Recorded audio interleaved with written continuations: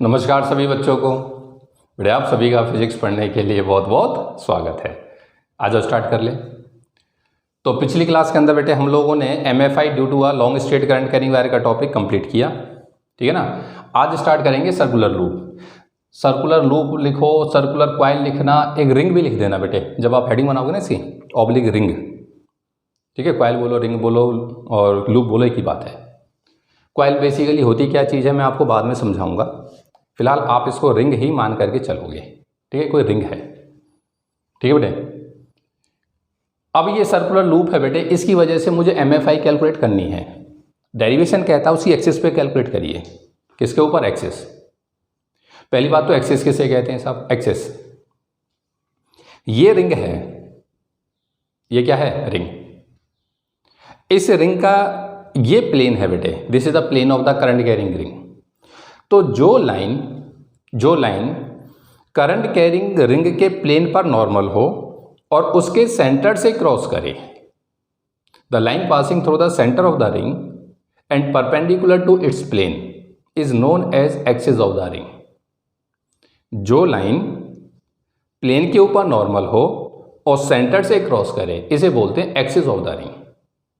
आपसे इस पॉइंट के ऊपर या इस पॉइंट के ऊपर या इस एक्सिस के ऊपर MFI कैलकुलेट कराता है। बात समझ में आई है? ऐसे रखी हुई है तो ये एक्सिस बन जाएगी सब, ऐसे रखी है तो ये एक्सिस बन जाएगी, ऐसे रखी है जो बोर्ड पे फिगर है तो ये एक्सिस बन जाएगी। इस फिगर की एक्सिस कहाँ पर है? बच्चा बोला इस फिगर की एक्सिस ये है, ये चीज इसकी एक्सिस है। अब एक्सिस के ऊपर पॉइंट लेना है साहब। अब तो इसकी एक्सिस के ऊपर एक्सिस आ रही है आपकी तरफ, यहाँ कहीं पॉइंट है तो फिगर तो ड्रॉ हुई ना साहब।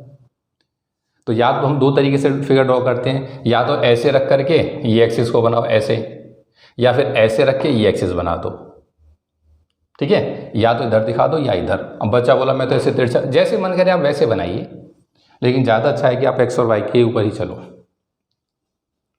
बात समझ में आई बेटे? अच्छा, फील्ड लाइंस कैसी होंगी साहब? बच्चा बोला डायरेक्शन देखोगे तो सर डायरेक्शन तो कहीं पे हम उठा रखो इनवर्ड आएगी। सही है साहब, सेंटर के ऊपर इनवर्ड आएगी, ठीक है नहीं। अच्छा, डायग्राम अगर देखो ये इस हिसाब से रखा है ना बेटे, इसकी फील्ड लाइंस कैसी होंगी? तो ये 1 मार्क्स में क्वेश्चन आ जाता है, पेपर में क्वेश्चन आ जाता है कि draw the magnetic field lines for current carrying circular loop. तो उसमें आपको यही डायग्राम बनाना है। और इसमें बनाते क्या है कि इसमें ना दो एलिमेंट ले लो, एक एलिमेंट इस साइड ले लो और एक एलिमेंट इस साइड ले लो। दो एलिमेंट सफिशिएंट है, दो। इसमें करंट ऊपर की तरफ जाता है, ऐसे घूम के आया ना ऊपर, वही अपना राइट हैंड थंब लिया, घुमाया तो साफ पता चला ऐसे फील्ड लाइंस बनेगी, ठीक है। तो 2-4 सर्कल कंसेंट्रिक ऐसे करके दिखा दो। डायरेक्शन ये लाइंस ऐसे जा रही हैं ऐसे इस साइड, और घूम करके जब आएंगी तो इस हिसाब से आएंगी। ये फील्ड लाइंस हैं। यहाँ पर रिप्रेजेंट करोगे तो ये ऐसे घूम करके आया है ना, तो ये हो गई साहब, ये है। यहाँ पे ये फील्ड लाइंस हैं, ये डायरेक्शन हो गई, और बैक जाने की ये हो गई, इस हिसाब से। तो draw the magnetic field lines. तो these are the magnetic field lines, these are the magnetic field lines. ये डायग्राम है, ठीक है बेटे। 1 मार्क्स का क्वेश्चन बनता है। अब ना बेटे मैं आपको इसमें थोड़ा सा एक्सिस का एक कंसेप्ट समझा दूं। देखो मैं 2 फिगर आपके सामने ड्रॉ कर रहा हूं, अगर तुम डिफरेंस पकड़ पाए तो मजा आ जाए बात का। ये एक रिंग है, ये एक रिंग है।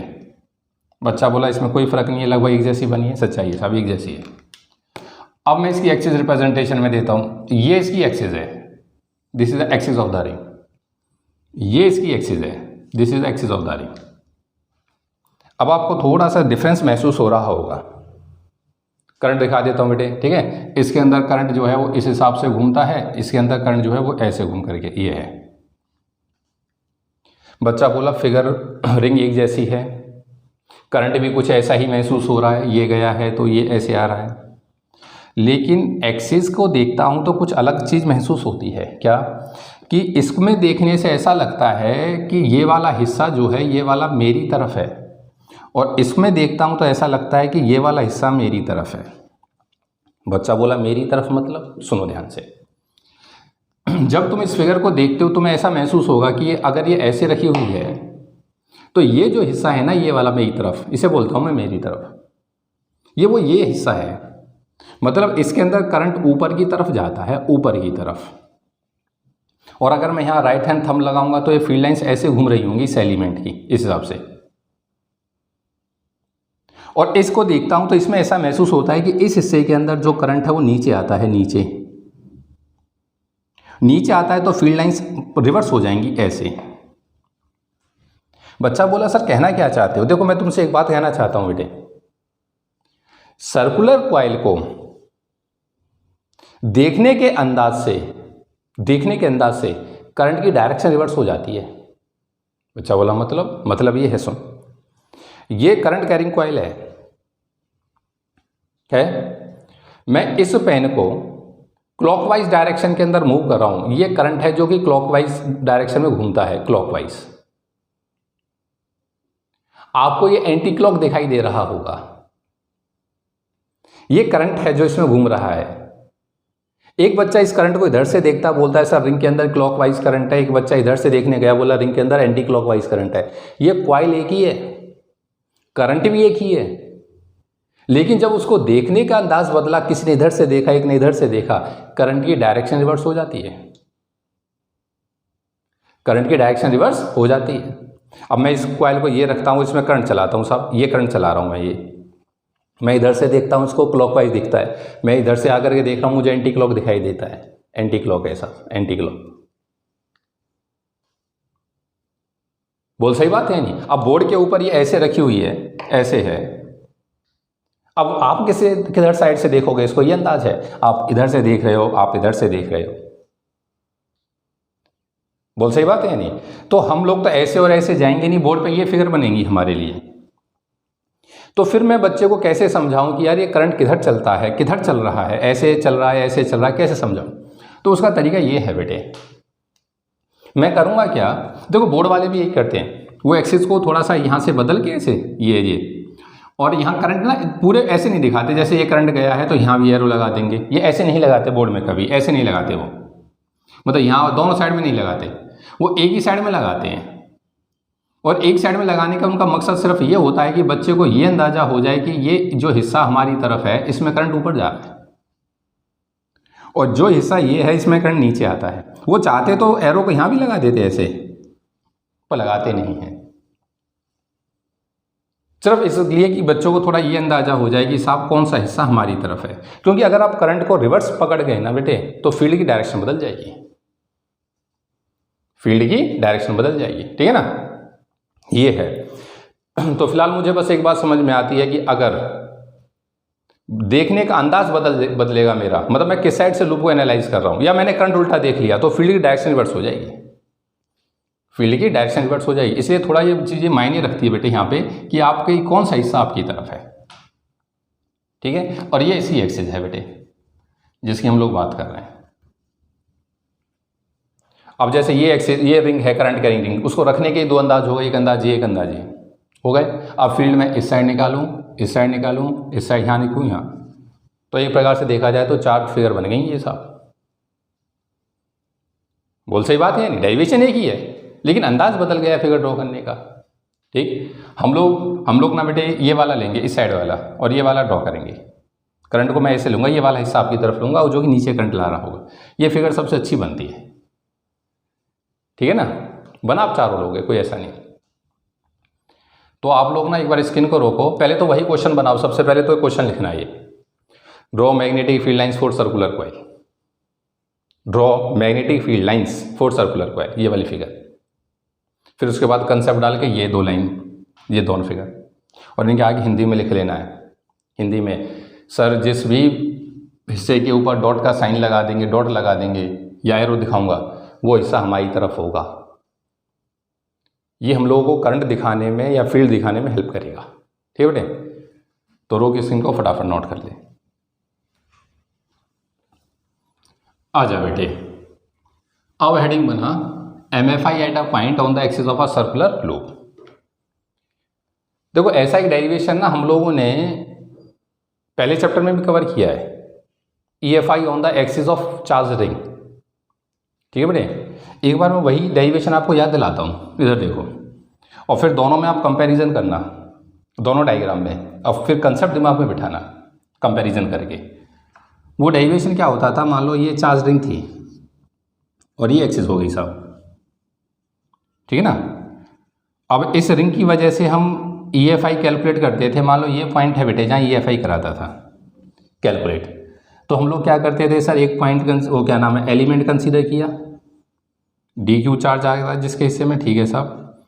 यहाँ पे +1 रखा, इसकी वजह से जो फील्ड की डायरेक्शन है वो ये हो गई DE।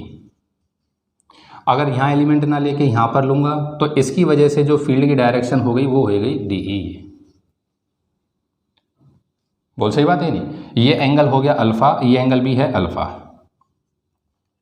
अब जब तू इस DE को रिजॉल्व करेगा बेटे, DE को, तो जब हम इसे रिजॉल्व करते थे दो कंपोनेंट ये होते थे, ये एंगल अल्फ़ा होने से ये भी अल्फ़ा होता है, तो इस साइड वाला होता था DE cos अल्फ़ा और ये DE sin अल्फ़ा। सेम जब मैं इसको रिजॉल्व करता था तो ये नीचे वाला DE sin अल्फ़ा बन जाएगा और इस साइड आ जाएगा DE cos अल्फ़ा। कहने का मतलब ये था कि DE cos अल्फ़ा और DE cos अल्फ़ा जुड़ जाता, इन उसको इंटीग्रेट करते थे और आंसर आता था। बोल सही बात है, हर एलिमेंट की वजह से इधर ही DE cos अल्फ़ा आता है, DE sin कॉरस्पॉन्डिंग एलिमेंट्स के कट जाते थे और cos अल्फ़ा जुड़ जाता था। वेक्टर होते हुए भी हम इंटीग्रेशन करते थे क्योंकि वेक्टर की डायरेक्शन सेम थी। ये हम पहले पढ़ चुके हैं। कुछ ऐसा ही कंसेप्ट यहां बनेगा, सुनियो, और फिर दोनों में डिफरेंस पकड़ना है बेटे। अब की बार है करंट कैरिंग लूप। तो मान ले बेटे ये सर्कुलर लूप है हमारा, ये सर्कुलर लूप है और ये इसका सेंटर हो गया, तो ये इसकी बन गई एक्सिस।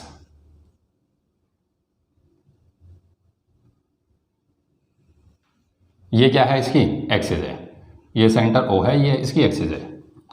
फिगर के अंदर बेटे ये वाला हिस्सा आपकी तरफ है, ठीक है। तो मैं यहाँ पे डॉट दिखाऊंगा कैसे, मैं इसमें निशानी लगा देता हूँ, ये वाला हिस्सा हमारी तरफ है, ध्यान रखना, एक डॉट लगा के दिखा दिया, सही है। ये मत कहना कि सर ये रिप्रेजेंटेशन में कुछ ऐसा, ये नहीं, ये हिस्सा हमारी तरफ है। मैं इसको एक्सिस को पीछे होकर निकाल देता हूँ, इसके डॉट डॉट लगा दिया, ठीक है। ये हिस्सा हमारी तरफ है, ठीक। अब मुझसे कहता है कि साहब MFI कैलकुलेट करिए एक्सिस के ऊपर किसी पॉइंट पर, ठीक है। मान लो ये पॉइंट है बेटे जहाँ हमको MFI कैलकुलेट करने को बोलता है, तो ये करंट ऐसे घूम करके आता है। तो आप लोग जानते हो कि हम पूरे वायर से तो निकाल नहीं सकते, हम तो एलिमेंट से निकाल सकते हैं। बायोट सावर्ट लॉ क्या कहता है, एलिमेंट लो पहले। अब इसके ऊपर आप एलिमेंट लो। जब मैं इसके ऊपर एलिमेंट लेता हूं तो बेटे ये एलिमेंट ले लिया, लेट। बोल सही बात है। अगला काम क्या है, अगला काम ये है कि एलिमेंट को उस पॉइंट से मिला दे जहाँ MFI चाहिए। जब एलिमेंट को उस पॉइंट से मिलाता हूं तो ये पॉइंट बन गया और ये डिस्टेंस कहलाता है R वो डिस्टेंस होता है जो पॉइंट का है, ठीक है सर। इसका रेडियस मैं खुद कंसीडर कर लेता हूं बेटे, इसका स्मॉल a रेडियस है और एक्सिस के ऊपर ये वाली दूरी कंसीडर कर लेता हूं x है। दूरी क्या ले ली, x। तो जब मैं dB की वैल्यू लिखता हूं बेटे, dB, तो स्मॉल अमाउंट ऑफ फील्ड, तो ये होती है μ0/4 पाई IDL sign theta bye r²। जो कंसेप्ट है उसे पकड़ना। थीटा किसके बीच का एंगल होता था सर, थीटा एंगल होता है IDL और R के बीच का। यहां पर IDL कहां है, बच्चा बोला सर करंट तो ये है, तो IDL जो है, ये करंट आपने एलिमेंट लिया है तो IDL की ये डायरेक्शन बनेगी, this is the direction of current carrying element and this angle is 90 degree here. बच्चा बोला बड़ी अजीब सी फिगर है सर। हाँ, इस फिगर को समझाने के लिए बेटे मैंने 200 रुपये खर्च करे हैं, ये कई साल से काम कर रही है। ये फिगर है, ये ध्यान से सुनना। ये करंट कैरिंग सर्कुलर, साइड से देखो, ये लूप है करंट कैरिंग सर्कुलर लूप, ठीक है सर। अब अगर आप इस हिसाब से देखते हो तो ये लूप है साहब, ये करंट है। मैंने यहाँ एलिमेंट ले लिया, यहाँ एलिमेंट लेकर के करंट की डायरेक्शन में टेंजेंट डालूंगा तो ये IDL की डायरेक्शन है। ये किसकी डायरेक्शन है, IDL की। लेकिन ये फिगर ऐसे ना बन के, ये फिगर बनी हुई है ऐसे। बोल बात समझ में आती है। ये फिगर ये है बेटे, ये यहां से पकड़ना ये। अब ये पॉइंट है जहां वो कहता है MFI कैलकुलेट करिए, तो नियम ये कहता है IDL लो, पहले ये IDL लिया, ये IDL की डायरेक्शन हो गई। अब ये R बन गया, तो थीटा किसके बीच का एंगल होता है? थीटा होता है आइडियल और आर के बीच का। आइडियल कहाँ है? ये रहा। आर कहाँ है? ये रहा। अब ये वाला एंगल है जो हमको इस फिगर में दिखाई देता है, ये वाला एंगल है जो कि 90 होता है, 90। इसलिए मैंने आपको फिगर अच्छी बने इसलिए इसमें कह दिया था कि आप ये वाला हिस्सा अपनी तरफ ले लेना। ये तो आइडियल मैंने यहाँ दिखा दिया। क्यों? टेंजेंट कहाँ दिखाऊं बेटे? ऐसे दिखाया जाएगा। बोल सही बात है या नहीं? और अगर आप बाई चांस ये करंट बदल देते तो आइडियल हम ऐसे दिखा देते, पर उधर ही दिखाओ, अच्छा लगता है दिखाने में। और आया नहीं आया? बात समझ में आई है नहीं? ये करंट कैरिंग लूप है, ये इसकी एक्सिस है, एक्सिस पे कोई पॉइंट है, ये यहाँ पे एलिमेंट लिया, ये इसको मिला दिया, ये आर बन गया, ये एक्स है, ये रेडियस है। तो आइडियल कहाँ पर है? आइडियल ये है जो आपकी तरफ है ये। और थीटा किसके बीच का एंगल होता है? आइडियल के और आर के बीच का, जो कि इस फिगर में आसानी से नहीं दिखेगा, वो यहां दिखाई देता है। This 90 degree angle, 90। ये यहां लिख दिया, ये रहा 90। तो सर्कुलर करंट कैरिंग कॉइल के अंदर ये हमेशा याद रखिएगा, आर का और आइडियल का 90 ही होता है। क्या होता है? 90। तो थीटा की जो क्या नाम है, थीटा की जो वैल्यू निकल करके आई बेटे इसके अंदर, वो 90 होती है। तो ये आंसर हो गया mu not I D L upon में 4 पाई आर स्क्वायर। चलो लिख देता हूँ साइन ऑफ 90, साइन 90। बात समझ में आती है? अरे हाँ तो बोल यार, क्लियर है? ठीक है साहब, एक इस कंसेप्ट क्लियर हो गया। अब बात आती है डायरेक्शन की, मैग्नेटिक फील्ड की डायरेक्शन। भाई यहाँ पे तो +1 देखते थे और रिपल्शन अट्रैक्शन देख लिया। यहां डायरेक्शन का खेल अलग है बेटे। मैग्नेटिक फील्ड इंटेंसिटी उस प्लेन पर नॉर्मल होती है जिसमें आइडियल और आर दोनों लाई करते हैं। आइडियल और आर दोनों लाई करते हैं। यहां पर आर कहाँ है? सर ये आर है, ये क्या है? आर, ठीक है। आइडियल कहां पर है? ये आइडियल है। अब मैग्नेटिक फील्ड इंटेंसिटी इन दोनों पर नॉर्मल होगी बेटे। मैग्नेटिक फील्ड इंटेंसिटी इन दोनों पे क्या होगी? नॉर्मल। यही तो नियम है, उस प्लेन पे नॉर्मल होती है जिस पे आइडियल और आर दोनों लाई करते हैं। तो प्लेन पे नॉर्मल होने का मतलब मैं इस पर ही नॉर्मल दिखा देता हूं। तो इसके ऊपर जब आप डायरेक्शन दिखाओगे इस पे नॉर्मल, तो this is the direction of MFI DB। बच्चा बोला बड़ी अजीबोगरीब डायरेक्शन दिखाई है यार। उस प्लेन पर नॉर्मल होती है जिसमें आइडियल और आर दोनों लाई करते हैं। एक बार प्लेन देखने की कोशिश करना। ये फिगर है और ये मेरे सामने बुक है NCERT की क्लास 11th। अब मुझे प्लेन दिखाना है।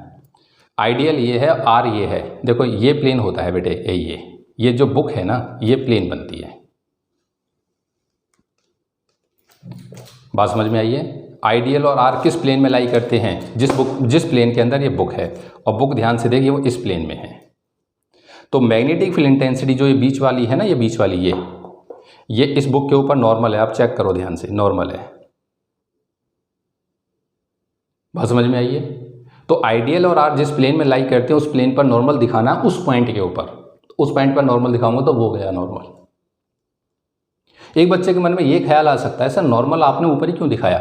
इधर दिखा देते, ऐसे दिखा देते तो ये भी नॉर्मल। नहीं साहब, पहली बात तो ये डायरेक्शन क्रॉस प्रोडक्ट से आएगा, क्यों? DL क्रॉस R होता है जब वेक्टर लॉ लिखा था। दूसरा नहीं तो अपने उससे जो वो देख लो ना, राइट हैंड थंब, ये करंट गया है, आइडियल है, ये अंगूठा रखा, ये फील्ड बनाई, ये लाइन से ऐसे घूम करके आएगी इस एलिमेंट की वजह से ऐसे। और जब आप किसी पॉइंट पे टेंजेंट उठाओगे, जो लाइन ऐसे घूम करके आ रही है, टेंजेंट उठाऊंगा तो इधर ही उठेगा वो। तो दैट्स वाई यही डायरेक्शन होगी, नीचे नहीं चली जाएगी, ध्यान रखना। ये आइडियल की वजह से आई है। ये किसकी वजह से आई है? आइडियल की वजह से। तो इधर एलिमेंट है तो उधर ही फील्ड होती है। थोड़ा याद करने का ही तरीका होता है। ये एलिमेंट है तो फील्ड ऊपर ही होगी। बात समझ में आई है? अब एक एलिमेंट लेते हो तो ये है। हाँ, इसको ये रिजॉल्व कर दे बेटे एक बार, इसी को रिजॉल्व करके दिखा देता हूँ। जब मैं इसको रिजॉल्व करूंगा तो दो कंपोनेंट में जब टूटेगी तो ये दो कंपोनेंट हो जाएंगे, एक ऊपर और एक ये। ठीक है सर। अगर मैं इस एंगल को अल्फा लिखता हूँ तो ये एंगल अल्फा हो गया, ये एंगल अल्फा हो गया, तो ये DB कॉस अल्फा हो गया, तो ये हो गया DB sine alpha. DB cos alpha और DB साइन अल्फा।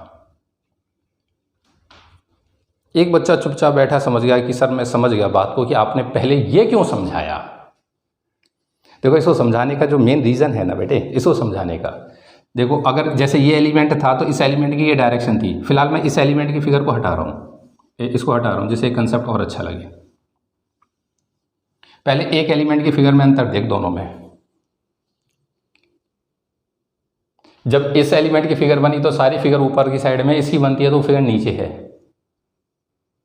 एक एलिमेंट की फिगर में अंतर आ गया। दूसरा एलिमेंट की अगर एक एलिमेंट और ले लेता हूँ, एक एलिमेंट यहाँ ले लेता है तो उस एलिमेंट की वजह से बेटे ये तो मेरा R बन जाएगा। अब इस पर नॉर्मल दिखाऊंगा तो ये मेरा dB आ जाएगा। dB ये एंगल अल्फ़ा बनेगा तो ये अल्फ़ा बनेगा, तो इसको जब तू रिजॉल्व करेगा इस हिसाब से तो एंगल तो यही अल्फ़ा आएगा। तो इस साइड वाला हो जाएगा dB cos अल्फ़ा और ये हो जाएगा dB sin अल्फ़ा।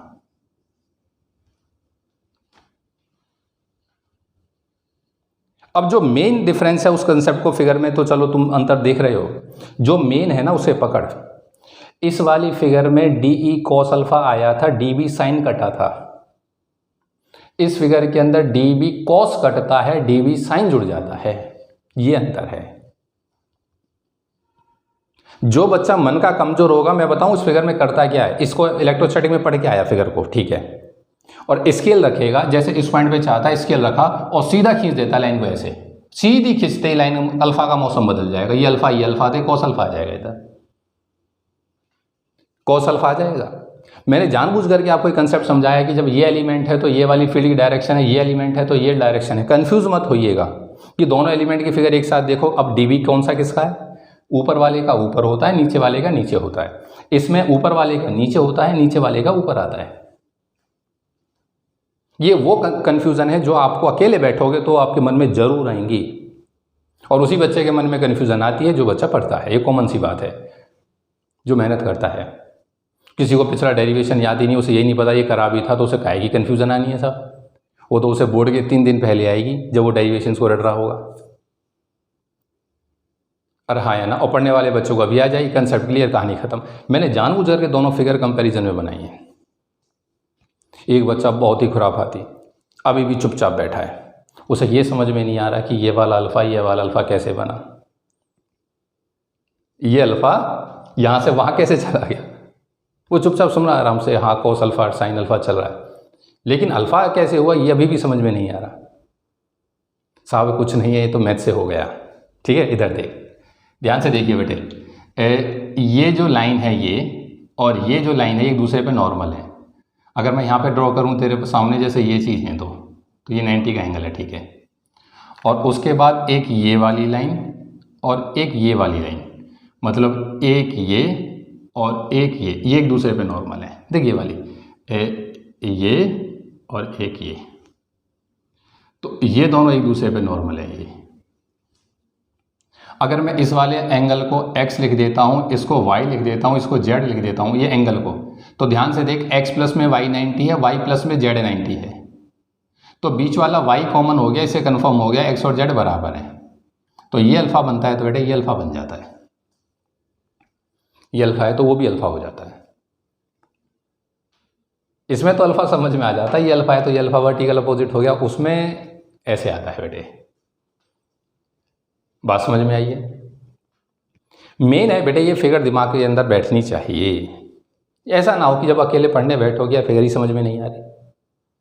ठीक है, इस एलिमेंट की ये dB होती है, इसकी ये dB होती है।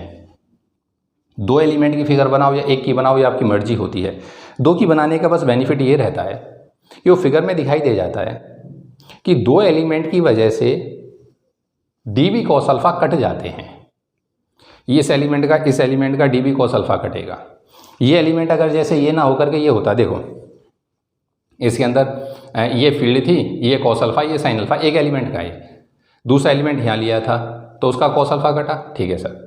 एलिमेंट अगर यहाँ और यहाँ होता इस साइड, तो इस एलिमेंट की वजह से ये फील्ड आने के बाद ये जाती dB, तो इसका sin अल्फ़ा, वो क्या नाम है, cos अल्फ़ा इधर आता, sin इधर जाता, इसके कॉरस्पॉन्ड एलिमेंट इधर होता, यहाँ से जाने के बाद dB इधर आता, इसको इस साइन को इस साइन, ये वो क्या नाम है, इस कॉस को ये कॉस काटता, साइन इधर जुड़ जाता। आपसे कहने का मतलब है कि हर दो कॉरस्पॉन्डिंग एलिमेंट का कॉस अल्फा कट जाता है और साइन अल्फा जुड़ जाता है, हर एलिमेंट का। और जब सभी में देखता हूँ सभी का साइन अल्फा इधर ही आ रहा है, सबका साइन अल्फा इधर आ रहा है, तो भाई डी बी साइन अल्फा को जोड़ दो, इंटीग्रेट कर दो with proper limits, net answer आ जाएगा। नेट आंसर आ जाएगा। क्या ये बात समझ में आती है? हाँ सर, क्लियर है? तो ये है बेटे, डेरिवेशन कुछ नहीं है, ये डेरिवेशन कुछ नहीं है, मेन है ये फिगर। और दोनों फिगर में कंफ्यूजन ना हो, दोनों कंपैरिजन में समझ में आनी चाहिए। इसमें साइन जुड़ता है, इसमें कॉस जुड़ता है, इसमें कॉस करता है, इसमें साइन करता है। आया नहीं आया? ठीक, तो बस ये हो गया बेटे। अब मुझे बी नेट चाहिए, तो देयरफॉर लिख, तो बी नेट कितना हो गया सर? अगर आपको बी नेट चाहिए तो आप इंटीग्रेट करिए किसको? डी बी साइन अल्फा को। बच्चा चुपचाप देखकर फिर वही वाली बात की सर इसमें तो दो एलिमेंट हैं। तो आप बड़े बच्चों, ये कंसेप्ट मैं पहले ही बता चुका हूं बेटे। अगर आप एक डी बी साइन अल्फा लिखोगे एक डी बी साइन अल्फा, तो आपको रिंग इंटीग्रेट करनी पड़ेगी यहां से लेकर के, जो ये मेरा आइडियल है, पूरी की पूरी, मतलब ये पूरी सरकमफ्रेंस को इंटीग्रेट करोगे।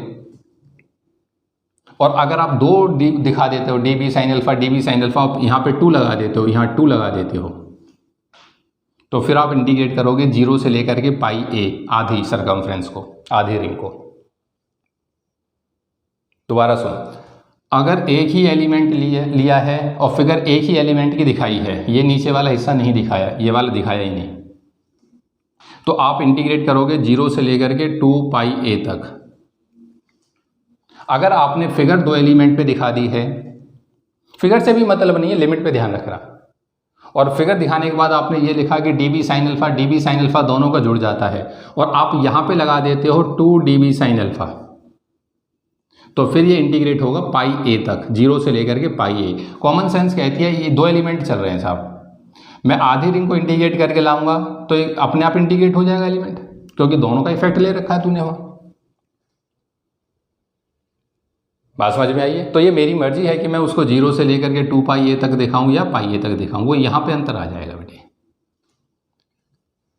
तो मैं 0 से 2 पाई ए दिखा देता हूं, ठीक है, कोई फर्क नहीं पड़ता, दोनों कुछ भी दिखाओ।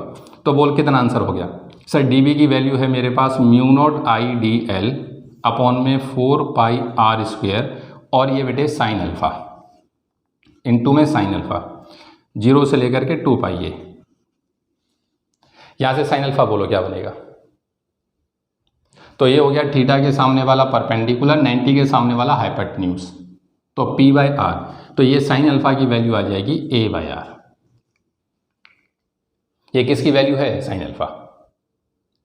जो कांस्टेंट है बाहर निकाल। कांस्टेंट क्या निकल के आएगा सर? सब कुछ कांस्टेंट है, डीएल वेरिएबल है, तो सब कुछ बाहर निकाल दे बेटे। ये हो जाएगा mu not I A upon में 4 पाई आर का क्यूब, बोल सही है, इंटीग्रेशन डीएल का, कहां से कहां तक? 0 से लेकर के 2 पाई ए तक। नेक्स्ट स्टेप, डीएल का इंटीग्रेशन एल बनेगा, upper limit minus lower limit, तो ये तेरे पास आ जाएगा mu not I A upon में 4 पाई आर क्यूब इंटू, सीधा ही लिख रहा हूं बेटे, डीएल का एल अपर माइनस लोअर, तो ये हो जाएगा 2 पाई ए माइनस 0। कुछ कैंसिल आउट होता है? हाँ सर, ये 2 पाई इस 2 पाई को काट देता है, और 4 पाई को यहाँ 2 बचेगा, और ये बन जाएगा ए का स्क्वायर। तो ये तेरे पास आंसर आ जाएगा म्यू नॉट आई ए का स्क्वायर डिवाइड बाई ये हो जाएगा 2 और ये हो जाएगा आर क्यूब, ये हो जाएगा 2 आर का क्यूब। अरे हाँ तो बोल, ये आंसर है। लेकिन इस आंसर को ना बेटे इस फॉर्म में छोड़ते नहीं हैं, उसका रीजन सुनना। वो हमसे बोलता है एक्सिस पे आंसर निकालो, तो सारे डिस्टेंस सेंटर्स नपेंगे एक्सिस के, कॉमन सेंस है, तो ये आंसर आर के टर्म्स में नहीं छोड़ा जा सकता, ये ए और एक्स के टर्म्स में छोड़ा जाएगा। मतलब एक्स आना चाहिए, आर नहीं आना चाहिए। डिस्टेंस एक्सिस पे कहाँ से नपते हैं? सेंटर पे, इसमें आ रहे हैं, तो इसको थोड़ा सा मैनिपुलेट कर एक बार अगेन। क्या तो फिगर को ध्यान से देखियो, क्या मैं इसमें लिख दूं कि आर का स्क्वायर बराबर है ए का स्क्वायर प्लस में एक्स का स्क्वायर? हाँ बिल्कुल सही है सर, पाइथागोरस। मुझे आर का क्यूब चाहिए, तो आर इज इक्वल्स टू हो गया ए स्क्वायर प्लस में एक्स स्क्वायर की पावर 1/2। बिल्कुल सही है सर। लेकिन उसने कहा है आर का क्यूब चाहिए, क्यूब चाहिए तो ये हो जाएगा ए स्क्वायर प्लस में एक्स स्क्वायर की पावर 3/2। इधर 3 लगाया, इधर 3 लगा दिया।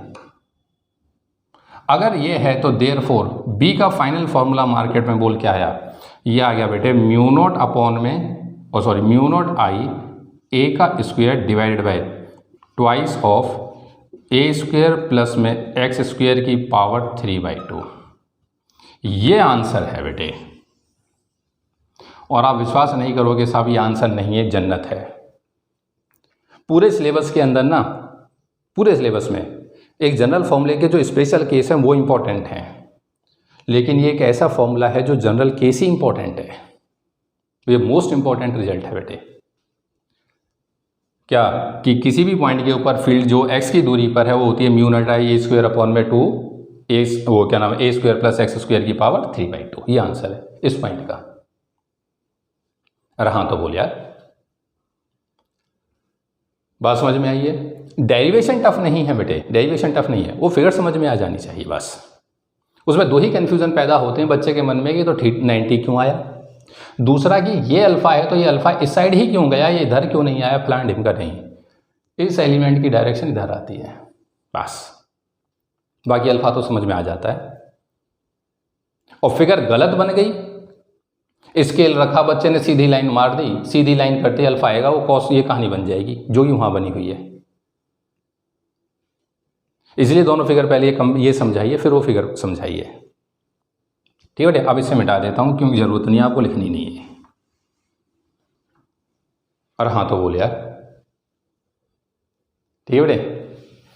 तो ये डेरिवेशन मोस्ट इंपॉर्टेंट है। पहले इसके सम्मान में 2 लाइनें लिख लेते हैं, हेडिंग बना दो और लिखना स्टार्ट कर। लिख, consider a ring, circular ring of radius A,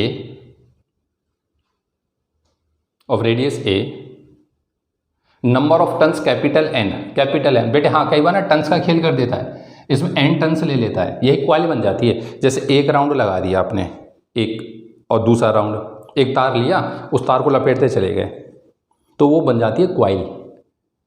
तो एक राउंड की वजह से ये फील्ड जनरेट हुई है, N राउंड की वजह से N टाइम्स हो जाती है। ठीक है, अगर ये N फील्ड हो जाते ना, N बराबर है नंबर, ये N टाइम्स आंसर हो जाता है। ये ध्यान रखना, mu not I A square upon में twice of A square plus x square की पावर 3/2 अगर N आ जाएंगे। ठीक है, तो ये बन जाएगा 4N टन्स। ठीक है, N टाइम्स आंसर हो जाता है। तो carrying current, radius A, number of turns N and carrying current I, carrying current I। let P is the point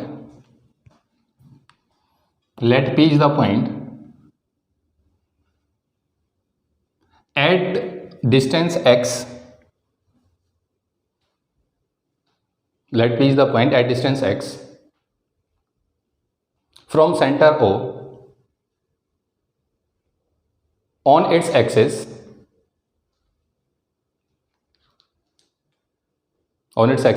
where MFI is to be calculated, magnetic field intensity is to be calculated। ठीक है, अब उसके बाद ना बेटे ये वाली figure बननी है, तो जो आपने लिखा उसी पेज पर नीचे, ठीक पेज के बीच में बढ़िया फिगर बनाना। ठीक है, साइड मत ले जाना, बड़ी फिगर है, बीच में बनाना। जगह छोड़ लो, लगभग 7-8 लाइन छोड़ लो, फिर लिख लो, फिर बनाना। उसके नीचे लिख, according to Biot Savart law,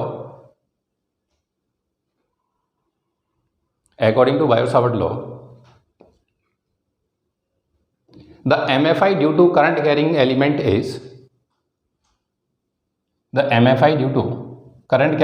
is, ये वाला फॉर्मूला बेटे कि dB is equals to this, फिर उसके बाद ये। ठीक है, इस इक्वेशन फर्स्ट डाल देना, इसको इक्वेशन फर्स्ट हो गया। नेक्स्ट लाइन से लिखो, according to right hand thumb rule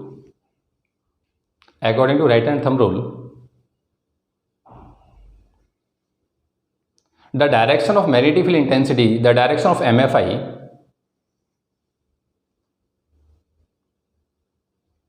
the direction of MFI is perpendicular to the plane, is perpendicular to the plane containing both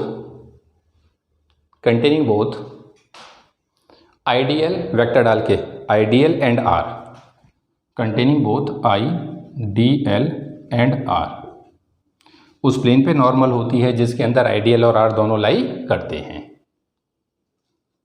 तो ये होगी डायरेक्शन, ये लैंग्वेज में लिख दिया।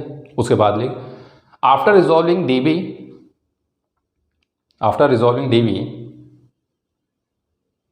dB into mutually perpendicular components,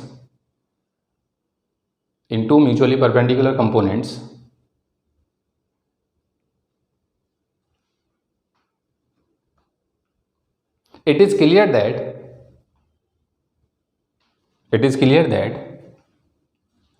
the components dB cos alpha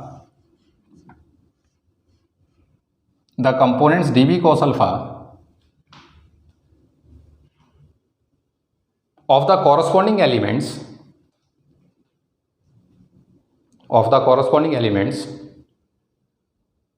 on the ring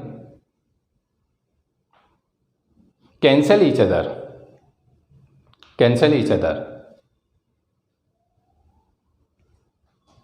and the components dB sin alpha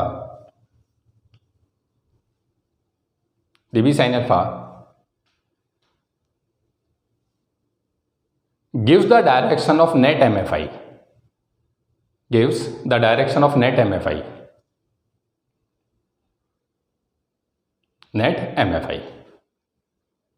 ठीक है बेटे, gives the direction of net MFI या गिव्स द वैल्यू ऑफ, ठीक है, gives the value of net MFI।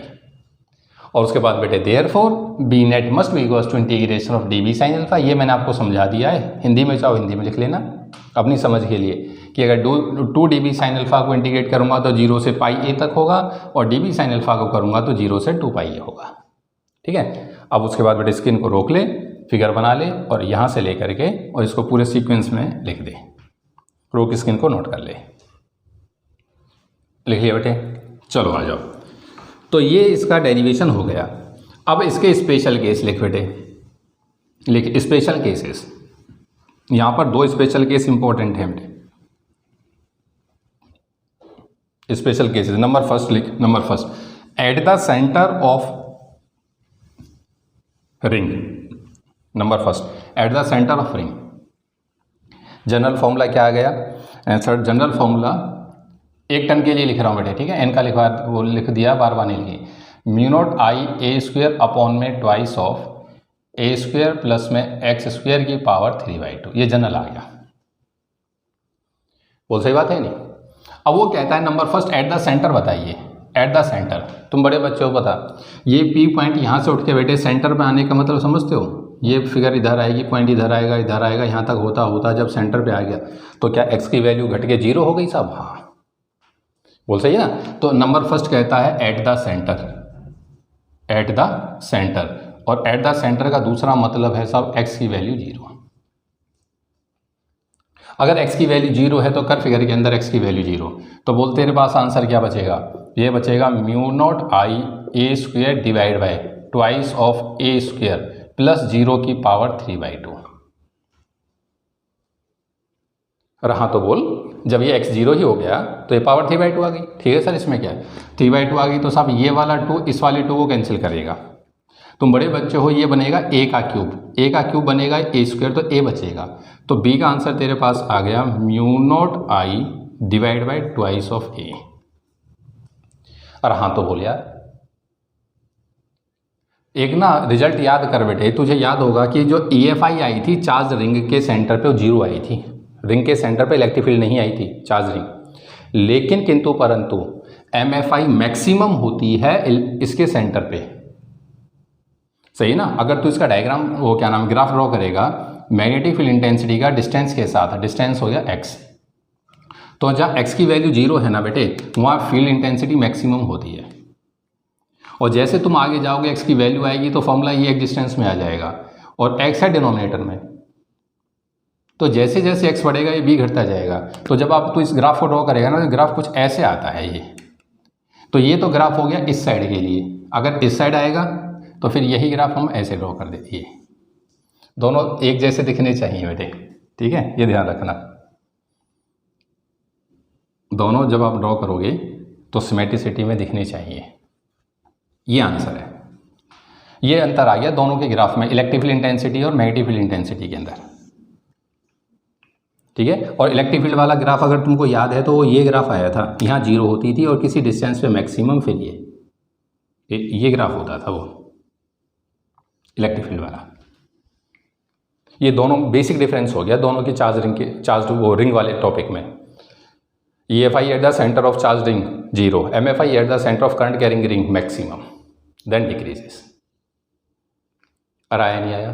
तो एक तो बेटे ये केस इंपॉर्टेंट है, दूसरा ना बेटे यहाँ पे केस इंपॉर्टेंट है व्हेन x बराबर है a, when x equals to a। बच्चा बोला मतलब ये उस पॉइंट पर MFI कैलकुलेट करा लेता है, उस पॉइंट के ऊपर जहाँ दूरी बराबर आ जाती है, मतलब ये जो इसका रेडियस है वो इसके बराबर हो, ऐसी जगह पे MFI बता दो। ये न्यूमेरिकल में बहुत फ्रीक्वेंटली यूज होता है, रिजल्ट को डायरेक्ट याद कर देते हैं। इधर देख रखियो x की वैल्यू, तो b बराबर हो जाएगा mu not I A square twice of A square plus में ए स्क्वेयर की पावर 3/2। x के बदले क्या रख दिया a, तो ए स्क्वेयर प्लस में ए स्क्वेयर। बोल स्टेप सही है, कर इसको मैनिपुलेट। ये हो गया mu not I A square divided by twice of A square की पावर 3/2। बोले स्टेप सही है यहाँ तक? ठीक है सर। अब जब तू इसको सॉल्व करेगा बेटे, इसको एक अलग अलग कर लो, चलो ऐसे नहीं, इसको अलग अलग करो।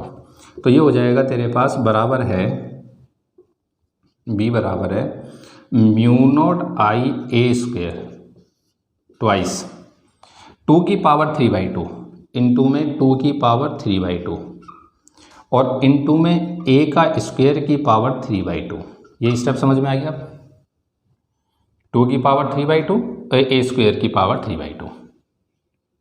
अब तो इसको ध्यान से देख तो बेटे, तेरे को ये साफ महसूस होगा। पहली बात, ए स्क्वेयर कट जाएगा, देखना ये इसका ए का ये 2 है ना, ये वाला 2 इसे काट देगा, ये वाला है ना। तो ये तेरे पास आ जाएगा mu not I A square by ये 2 की पावर 1 और 2 की power 3/2 base equal power add, तो 1 + 3/2 5/2, तो 2 की पावर 5/2। और यहाँ एक ही स्टेप, चलो ये बचेगा a का क्यूब। क्या बचेगा? a का क्यूब। ये वाला 2 इसे कैंसिल करेगा। अगले स्टेप के अंदर लिखेगा तो ये आंसर आ जाएगा बेटे म्यू नॉट आई, ठीक है, डिवाइड बाय 2 की पावर 5/2 इंटू ए। ये ए स्क्वायर कैंसिल करके ए। अरे हाँ, तो बोल यार, 2 ही स्पेशल केस हैं इसके, x = 0 और x = a। दोनों न्यूमेरिकल, ये तो कंसेप्ट बहुत ज़्यादा इंपॉर्टेंट है, ये न्यूमेरिकल पॉइंट ऑफ व्यू से इंपॉर्टेंट है। बार बार कैलकुलेट नहीं करना पड़ेगा, इसलिए सीधा रटवा दिया, ये आंसर याद रखना। अरे हाँ, तो बोल यार, तो रो की स्क्रीन को दोनों स्पेशल केस लिख लिया बेटे। देखो इसके अंदर जो ये बेटे सेंटर वाला केस है ना, ये वाला केस x = 0 वाला, ये मोस्ट इंपॉर्टेंट है। कई बार एग्जाम में ऐसा हुआ है कि ये सिर्फ सेंटर पर ही पूछ लेता है कि calculate MFI at the centre of the ring. अब वो 2 नंबर में पूछता है, ठीक है। आपने क्वेश्चन बनाओ या क्वेश्चन क्या हेडिंग बनाओ, हेडिंग के बताओ, लिखो MFI at the centre of the current carrying ring. बच्चा बोला कर तो लिया सर, सेंटर पे निकाल तो दिया आंसर, हाँ सही है, लेकिन क्या नाम है, समझना ध्यान से। अगर ये एक्सिस ना दे के डायरेक्ट सेंटर दे दे ना, डायरेक्ट, तो ये प्रोसेस करने की जरूरत नहीं होती, फिर तुम डायरेक्ट ही निकाल देते हैं। एक्सिस पे आए तो आप ये आओ, एक तरीका तो एक्सिस पे निकालो फिर स्पेशल केस लिखो। एक है डायरेक्ट निकालो, देख डायरेक्ट कैसे निकल जाएगा। इधर देख, इसने कहा है सेंटर पर चाहिए, तो ये फिगर ही ये बनेगी और ये सेंटर हो गया। इसके अंदर करंट चलता है, ये चला दिया साहब। बायोट कहता है कोई टेंशन मत ले, छोटा सा एलिमेंट ले करके और एलिमेंट को मिला ले, इसको ए डाल दे, ए डालो आर डालो, डल गया। क्या आइडियल में और इसके बीच में 90 का एंगल है? हाँ सर, ये साफ दिखाई देता है, एंगल 90 का है। बोलियो स्मॉल एलिमेंट की वजह से कितना आंसर होता? स्मॉल की वजह से होता है म्यू नॉट अपॉन में 4 pi I D L sine theta by R का स्क्वायर, जो कि यहाँ ए है। आर क्या होता है? एलिमेंट का उस पॉइंट से डिस्टेंस, जो कि यहाँ पे क्या है? ए है। ठीक है सर। क्या थीटा 90 है यहाँ पर? हाँ सर, यहाँ पर थीटा 90 होगा हमेशा। एलिमेंट कहीं ले लो, यहाँ पे लो, जब 90 सही ना, टेंजेंट है ये तो 90 बनेगा। थीटा अगर 90 है तो डीबी की वैल्यू मार्केट में आ गई म्यू नॉट अपॉन में 4 pi I D L by R का स्क्वायर, मतलब ए का स्क्वायर। बोलियो इस एलिमेंट की वजह से फील्ड किधर? अंदर। एलिमेंट कहीं पे ले लूँ, सभी से इनवर्ड आएगी। तो अगर इनवर्ड डायरेक्शन सेम है, बेशक से वेक्टर क्वांटिटी है लेकिन इंडिकेट हो सकता है क्योंकि डायरेक्शन सेम है। इंडिकेट करेगा, जो कांस्टेंट है बाहर निकाल दे। बच्चा बोला म्यू नॉट आई अपॉन में 4 पाई ए स्क्वायर, सब कांस्टेंट, इंटीग्रेशन डीएल का बचेगा बस। अरे हाँ तो बोल यार, ए कांस्टेंट है। हाँ, कहाँ से कहाँ तक इंटीग्रेट करूँ? एलिमेंट यहाँ ले रखा, पूरी सर्कमफ्रेंस होगी तो 0 से लेकर के 2 पाई ए तक इंटीग्रेट कर देना। अपर माइनस लोअर करेगा, ये हो जाएगा म्यू नॉट आई अपॉन में 4 पाई ए स्क्वायर इंटू में अपर 2 पाई ए माइनस 0। कुछ कैंसिल होता है? हाँ सर, ये सब कट गया, 2 पाई गया, 2 बचेगा, एक ए से काटेगा। बी का आंसर मेरे पास बचेगा sir mu not I upon में 2a। खत्म, चेक कर आंसर, ये वही आंसर है, ये वही मुखड़े हैं साहब जो अभी स्पेशल केस में आए थे। मैं आपसे कहना क्या चाह रहा हूँ, बात को समझ। अगर ये 3 नंबर में देता है ना कि calculate the MFI at the centre 3 marks में, तो आपको ये रिंग वाला डेरिवेशन करना है, एक्सिस वाला, और स्पेशल केस लिखना है। लेकिन अगर ये 2 नंबर में दे दे तो ये कंपल्सरी नहीं है, डायरेक्ट करके आ जाओ, डायरेक्ट। इसलिए सेंटर वाला केस इंपॉर्टेंट है बेटे, इंपॉर्टेंट है। म्यू नॉट आई अपॉन में 2a। बात समझ में आ गई? 3 में आए तो क्या प्रोसेस है और 2 में आए तो क्या प्रोसेस है? ये 2 वाला प्रोसेस है। एट द सेंटर, जहां आपने हेडिंग बनाई है वहां लिख देना ब्रैकेट में 4 2 मार्क्स, सीधा करिए डेरिवेशन, खत्म। कंसिडर वगैरह खुद लिख लेना। Consider a current carrying loop, वो क्या नाम है, ring of radius A carrying current I, ठीक है, according to Biot, field due to small element is this, तो नेट फील्ड इज दिस। अरे हाँ तो बोल यार, रोक स्क्रीन को फटाफट नोट कर, लिख लिया बेटे, चला जा। अब लिख बेटे इसके अंदर एक कंसेप्ट, और साहब ये कंसेप्ट नहीं है, ये जन्नत है। कंसेप्ट मत लिखो, लिखो जन्नत। क्या लिखो? जन्नत। जन्नत क्या है समझिए बेटे। मैंने फिगर देख तब सब मिटाई नहीं है, ये इसलिए नहीं मिटाई, इस फिगर को तू ध्यान से देख। इस फिगर में लास्ट कंक्लूजन क्या आया? कंक्लूजन ये आया सर कि इस रिंग की वजह से, जो करंट कैरिंग रिंग है, जो नेट आंसर आया ये सब कैंसिल हो करके सब खत्म हो गया। जो नेट आंसर बचा वो ये बचा। पकड़ बात को। डीवी, वो तो डीवी रिजॉल्व हो गया था साइन कॉस में, और कॉस कट गया, क्या साइन साइन बचा? हाँ ये बचा। बच्चा बोला कहना क्या चाहते हो? मैं एक बात कहना चाहता हूँ बेटे कि कभी भी तेरे को जब ये रिंग देगा ना, ये रिंग देगा साहब, और उसकी एक्सिस बना करके देगा, ये इसकी एक्सिस हो गई, ठीक है ना, ये इसकी एक्सिस हो गई, ऐसे बना के देगा। अब करंट की डायरेक्शन मान लो फॉर एग्जांपल इसके अंदर तो ये वाला हिस्सा है, तो ये करंट की डायरेक्शन है, ये वाली, ये डायरेक्शन है, ये तो हिस्सा अपनी तरफ है, इसमें ये वाला हिस्सा अपनी तरफ है। वो मुझसे कहेगा एक्सिस पे बताओ, तो पॉइंट यहाँ भी दे सकता है, पॉइंट यहाँ दे सकता है, इधर दे सकता है, इधर दे सकता है। यही सिचुएशन बन सकती है numerical point of view, numerical या कंसेप्चुअली। हाँ, तो ये डेरिवेशन मुझसे ये कह के जाता है कि जो नेट आंसर बचता है ना, वो सिर्फ एक्सिस के एलोंग बचता है, एक्सिस के एलोंग। ये इधर उधर के ड्रामे सब कट जाते हैं। किसी ने मुझसे कहा न्यूमेरिकल के अंदर इस पॉइंट के ऊपर फील्ड की डायरेक्शन बताओ, इस पॉइंट के ऊपर। बात समझ में आई है? तो बात को पकड़ना जो मैं आपसे कह रहा हूं। इसको देखने के कई अंदाज हैं बेटे डायरेक्शन को। एक तो अपना राइट हैंड थंब रूल, वो तो जन्नत है भाई, ये फिगर अपने दिमाग में बिठाई। उसने बोला ये है, ये करंट नीचे आता है, राइट हैंड थंब लगाया और उंगलियों को इसके अंदर होकर निकाल दो, इसके अंदर ये निकाल दी, ये निकाल दी। तेरी उंगलियां इस साइड गई हैं, यहाँ से लेकर के किधर कहीं पे भी पॉइंट आ जाओ, डायरेक्शन इस साइड ही होगी, कहीं पॉइंट आ जाओ, चाहे वो इधर हो चाहे इधर हो। रीज़न क्या है कि ये फील्ड लाइन है ऐसे घूम करके आ रही है ऐसे, तो पॉइंट अगर इधर है तब भी टेंजेंट इधर जाएगा, इधर है तब भी इधर ही जाएगा, ठीक है नहीं। तो जब डायरेक्शन दिखाएगा तो इस पॉइंट के ऊपर फील्ड की ये डायरेक्शन है साहब, और वो इस पॉइंट पे दिखाएगा तो फील्ड की ये डायरेक्शन है।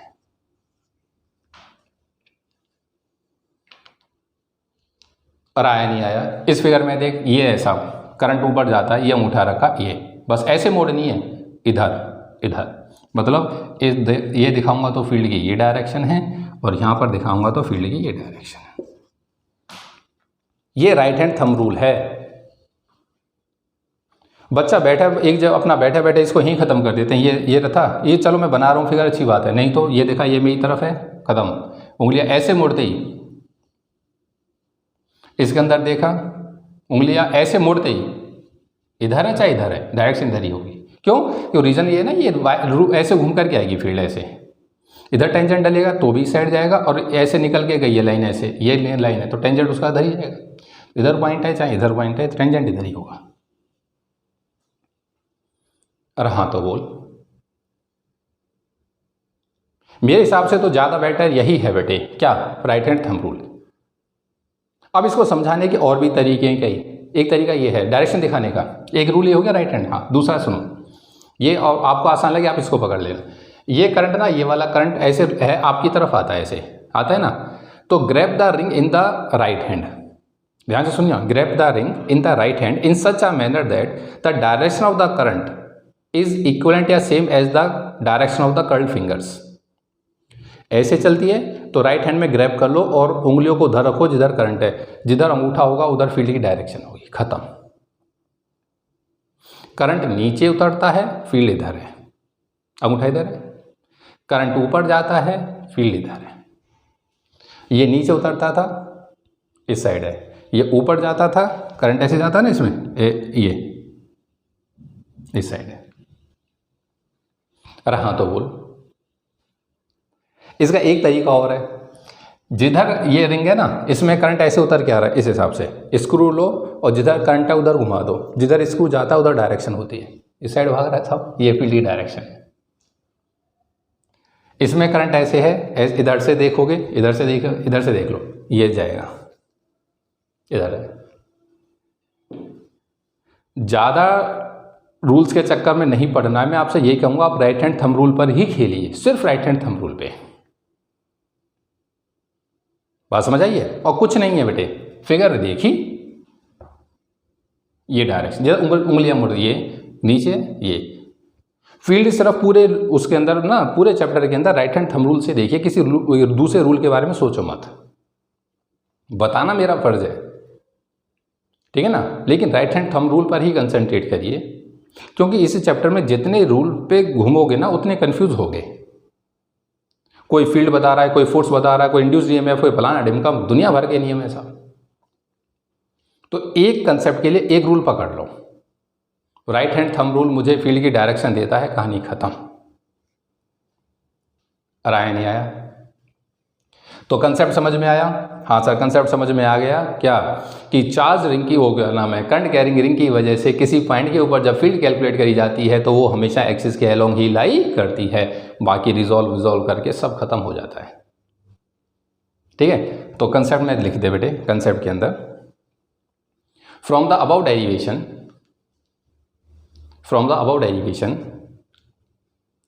It is clear that the net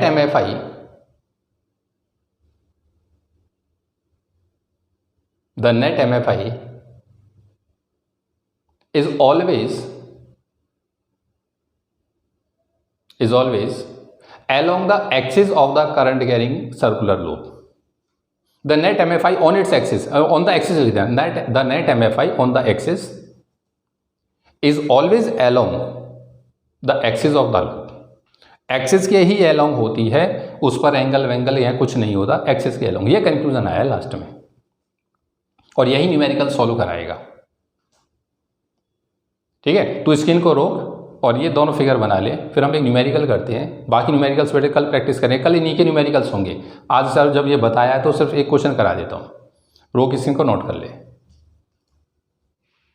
आ जा बेटे, देख क्वेश्चन। ये क्वेश्चन ना बेटे कई बार बोर्ड में आ चुका है, कई बार फिगर भी आ जाती है, कई बार फिगर नहीं आती, खुद ड्रॉ करनी होती है।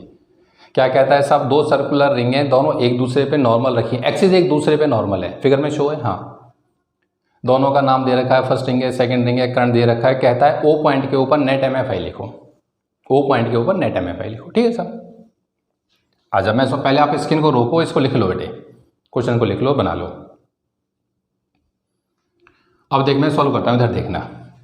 मुझे ये सिचुएशन गिवन कर रखी है, दो रिंग दे रखी है साहब, रिंग नंबर ये फर्स्ट दे रखी है, ये रिंग नंबर सेकंड दे रखी है। ठीक है, करंट आई है, रेडियस अपनी तरफ से ए कंसीडर कर लेते हैं, उसने गिवन नहीं किया हुआ है। ठीक है, दोनों सेम रिंग दे रखी हैं तो सेम रेडियस हो जाएगा।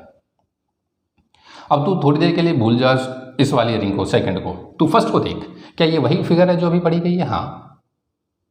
और इसको भूल जा, इसको देख, क्या ये वही फिगर है जो एक्सिस के ऊपर पढ़ाई जाती है? वही है यार, इसका मतलब दो फिगर एक साथ दे दी है ना। अब ये वेक्टर क्वांटिटी हमें तो ज़्यादा मतलब है नहीं, अब इसकी वजह से मुझे इस पॉइंट के ऊपर फील्ड निकलवाता है। अब तूने अपने मन में तुरंत इसको बिठाया, सर ये वाला हिस्सा मेरी तरफ है, उसने करंट लगा के दिया बेटे, दैट्स वाई करंट हिस्सा, क्योंकि तुमने फिगर में देखा होगा उसने सर्कल बना के दे रखा है। बोर्ड में कई बार ऐसा हुआ है, बिल्कुल ऐसे सर्कल बन के आ जाता है। बात समझ में आई है ना, इसलिए डॉट लगा लेते हैं और वो जहां करंट दिखाते हैं उसको मान लेते हैं। ठीक है बेटे, ये हिस्सा मेरी तरफ है साहब, जब ये मेरी तरफ है तो पॉइंट उस साइड है, बोलिए और अंगूठा लगा, सर क्या टुवार्ड्स, क्या फील्ड इस साइड आएगी? हाँ, इसको बोल देते हैं टुवार्ड्स द रिंग, इसको B1 नाम डाल दिया है, B1 टुवार्ड्स। अरे हाँ तो बोल, अब इसके अंदर करंट ये है साहब, ये अंगूठा रखा, ये है ऊपर, बस ऐसे करना उंगलियों को ऊपर, चाहे पॉइंट नीचे चाहे ऊपर, ऊपर ही आंसर होगा। तो ये फील्ड बन जाएगी ड्यू टू सेकंड, ये हो गया B2। अगर आपने बेटे करंट रिवर्स सोच लिया ना, जैसे फॉर एग्जांपल इसके अंदर करंट आपने ये वाले हिस्से पे ले लेता, ये घुमा के लाया यहाँ ले लिया, तो तू ध्यान से देख, अगर ये हिस्सा तेरी तरफ आ जाता ना तो फील्ड उधर चली जाती B1। तो इसके अंदर ना B1 B2 बहुत, ये डायरेक्शन बहुत मायने रखती है, फिगर पलट जाती है। बात समझ में आई है? अब ये कुछ नहीं था सब, बस दो फील्ड आ गई, दोनों की वैल्यू मैं लिख देता हूँ। बोलिए B1 कितना है? B1 बच्चा बोला ये तो सर एक वायर है, x की दूरी पे पूछता है, रेडियस इसका ये ले लो, तो इसका ये तो जनरल केस हो गया। हाँ साहब, क्या आंसर आया था सर? ये आया था μ0I A² अपॉन में ट्वाइस ऑफ A² प्लस में x² की पावर 3/2। बिल्कुल सही है सर। B2 बोले सर B2 भी इतना ही हो जाएगा कि μ0I A² अपॉन में twice of A² plus x² की पावर 3/2। बिल्कुल सही है। करंट दोनों के अंदर सेम है, रेडियस सेम है, जिस पॉइंट पे पूछा है वो पॉइंट दोनों की दूरी सेम है। क्या B1 और B2 90 के ऊपर है? हाँ, तो यहाँ पर B1 और B2 बराबर हो गए बेटे, ठीक है ना। हेयर B1 बराबर है किसके? B2 के। तो बोलियो वैसे B कितना हो जाएगा? B हो जाएगा sir under root of B1 का स्क्वायर प्लस B2 का square, that is equal to √2 times of B1। जब दो इक्वल वेक्टर 90 पे आ जाते हैं तो रिजल्टेंट एक बीचों बीच हो जाता है और √2 टाइम्स हो जाता है। ये B नेट आ गया सब, this is the direction for B net. तो therefore final B is √2 times of this value, जो भी वैल्यू है, ठीक है। तो μ0I A² divide by twice of A² plus में x² की पावर 3/2, ये आंसर आया। ये फाइनल आंसर हो गया। और आया नहीं आया? ये रिंग वाले क्वेश्चन मैं आपको कल की क्लास में और कराऊंगा। कल पूरी क्लास पे ये डायरेक्शन नहीं चलेगी, कल न्यूमेरिकल्स हैं सिर्फ। ये कंसेप्ट समझ में आया? जो डेरिवेशन करने के बाद कंक्लूजन आया कि जो नेट फील्ड है वो एक्सिस के अलोंग ही रह जाती है, बाकी सब कट जाती है। अब ये 2 रिंग दे दे, 3 दे दे, 4 दे, कुछ भी दे, मुझे डायरेक्शन से मतलब है। उसका रिजल्ट याद है, वेक्टर लॉ लगाऊंगा, रिजल्टेंट निकाल दूंगा। और आया नहीं आया? और ये बात मैं तुमको पहले से बता के चल रहा हूँ कि इसका खेल है सारा, अगर ये रिवर्स हो गया तो फिगर पलट जाती हैं। इसलिए जहाँ न्यूमेरिकल वाला एक दिखा दे तो वो डॉट लेके जिधर करंट है उसको अपनी तरफ मान के आंसर निकाल दो, अपनी तरफ मान के आंसर निकालते हैं। हाँ, कई बार एलिवेशन इतना प्यारा बना के देगा, एलिवेशन साफ पता चल जाता है कौन सा हिस्सा मेरी तरफ है, वो अलग, वो तो मजा ही आ जाता बात का। ठीक है बेटे, तो ये इसका सॉल्यूशन हो गया। ठीक, तो आराम से स्क्रीन को रोक के नोट कर लेना। मिलते हैं अगली क्लास में, तब तक आप सभी का बहुत बहुत धन्यवाद।